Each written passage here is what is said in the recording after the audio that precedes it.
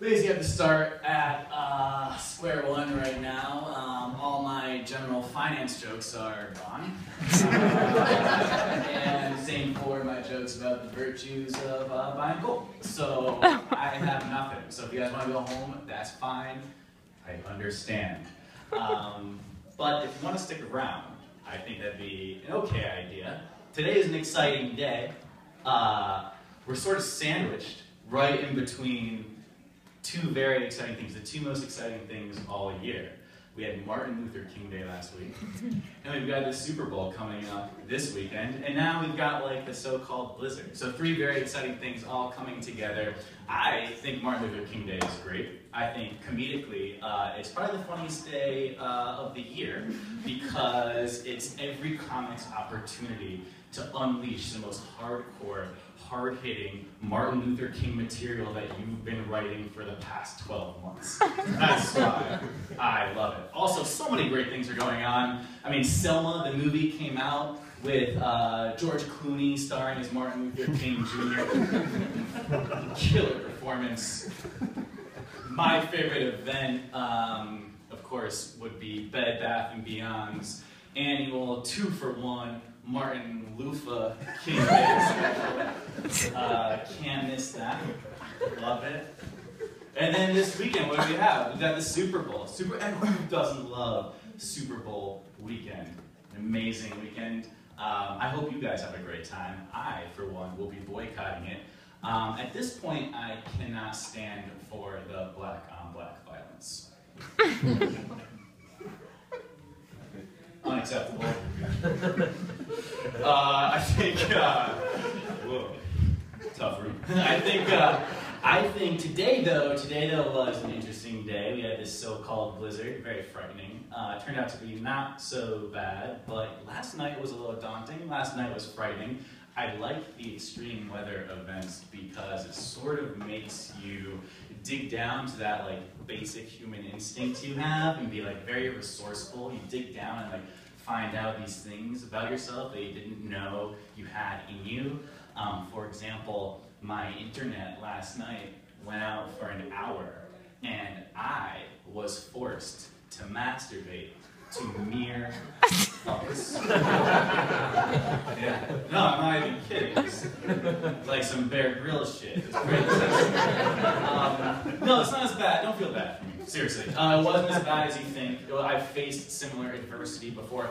Anytime my iPad goes down, you know, same kind of situation. And then I had to go to the Apple Store, bring it to the Genius Bar. I had to do that like 2 weeks ago. It was a pain in the ass.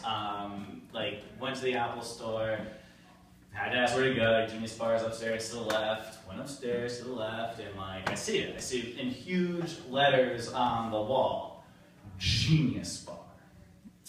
With a woman at the counter, which confused me.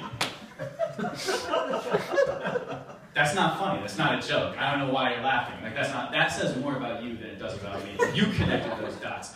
I didn't say that. The joke is I felt confused because all the TVs, there are like 100 TVs on the wall. They're all showing these like commercials for the iPad that are making me feel really guilty about how I use my iPad. And they're showing a dude making a surfboard with his iPad, and another guy doing a science experiment with his iPad. And then there's me, the guy who's been calling his iPad a porn machine for the past 2 years. And me, the guy whose iPad is auto-correcting everything to hot MILF. Which is why I brought it there in the first place. But you can't blame me for that. You have to blame the porn industry for that. That's the problem. It's the porn industry. It's because the porn industry's titles are too graphic. There's no reason to call a video cock-gobbling young MILF. There's no reason to name a video a woman gets hot beef injected by 5 Gs in a vegetable. Like, that's crazy. You don't need to do that. There's no other film industry that names videos like that. In Hollywood, they don't have the film executives in the back room saying, okay, here's how to name the film. You take the most exciting scene in the movie, then literally, word for word, describe it in the title, and hello, Oscar. No, that doesn't happen. They didn't call it exotic young slut goes interracial for the first time. They called it Pocahontas. It was a great movie. But back to the blizzard. Yeah. That was intense. That was intense. It was yet another example of Mother Nature exercising her sort of fucked up sense of humor. Mother Nature likes to fuck with us, I think. You know, basically, she made every single weatherman in the country get on TV and say, all right, it's Winter Storm Juno who's gonna throw a rope on your face, so you better take shelter, don't go outside. Winter Storm Juno's gonna be throwing ropes, and it's gonna be on your face if you go outside, and no one wants that. Which is unfortunate. Nothing happened. I'd like to take 1 second before I go on to my Mother Nature bit. To talk to you guys, because you seem like a fun crowd. You are a fun crowd. Here's a problem in society I'd like to address with you guys. Maybe we can make a change here tonight. One thing society has totally wrong. The throw rope pantomime. I mean, we use it in the most backwards way possible. We use it when we say, I want to show contempt for you. I want to demonstrate that I think what you're saying is really fucking stupid. No, that's so backwards. That pantomime must be reserved for the highest forms of praise only. Because what you do is you're communicating to the person. If you continue to talk to me about that price-fixed menu you had last Saturday night, we're both going to end up in a situation where I come on you. And I think that's the highest form of praise you could possibly give somebody. Or you, dude, did you see that football game last weekend? And like in the fourth quarter, am I right? Oh, you saw that. I can't think of a more complimentary thing to do to somebody when they're talking. So you guys take that. All right, let's make a change. Let's make a change here tonight. Also, Mother Nature, always coming back into the equation. Mother Nature and her sense of humor, and her fucked up sense of humor. She's always fucking with shit. Whether it's the blizzard that turns out to be nothing, or like how, you know, Mother Nature's a person that's supposed to give you the things, give humans and all of Earth's creatures the things that they need for survival, the things they need to adapt to certain circumstances. So like, we have feet to run from predators. We have opposable thumbs to masturbate with. We have hair on our head to keep us warm in the winter. Well, that's not enough for Mother Nature. Then she's like, yeah, also, here's a ton of pubes that you'll never need to use ever. Good luck with that shit. Not a pube fan. Is that what we're dealing with? Well, too bad. You guys don't want to leave. This is the pube material section. Yeah, but no, I mean, what I'm picturing here is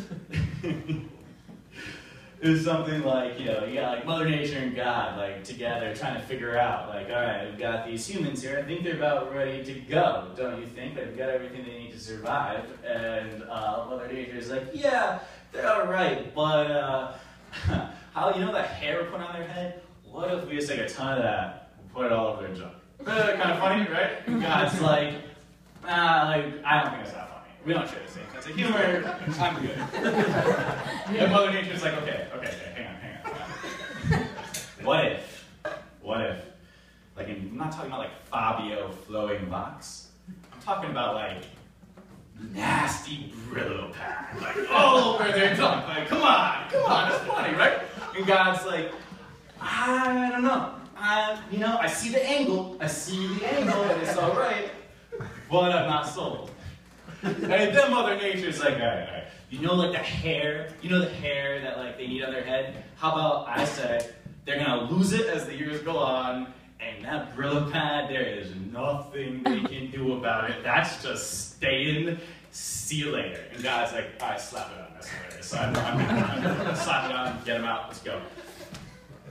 That's how I picture things happening. I don't know if that says a lot about me or not. But anyway, no, I mean, I think the problem with the pubic hair area is it's the only part of the body you have that can never be nice. Like, all the gross parts of the body that you have equal potential to be nice. Like, your feet can be nice. Your hands can be nice.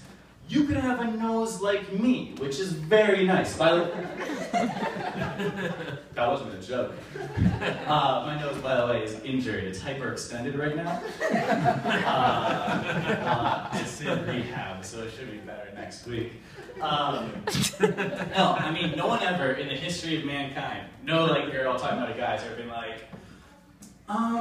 yeah, like, his face was gross, like, his body was disgusting, but, oh my god, his pubes were like, grow those out, give me some more, like, give me some pubes.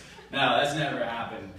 But the whole region is a mystery to me. The whole region is a mystery. I don't know why that happened like that. Like, why is the penis, yeah, why is the penis the only body part that if you sit around on your couch all day, doing no exercise and eat a ton of food, it doesn't get fatter? I don't know.